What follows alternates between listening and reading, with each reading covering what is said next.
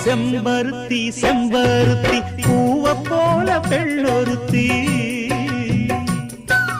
காதலன தேடி வந்தாள் கண்ணில் வண்ணமை எழுதி மேலும் கீழும் ஆடுகின்ற நூலிடைதான் மீண்டும் மீண்டும் நான் படிக்கும் நூலகம்தான் நாளெல்லாம் மீண்டும் மீண்டும் நான் படிக்கும் நூலகம்தான்.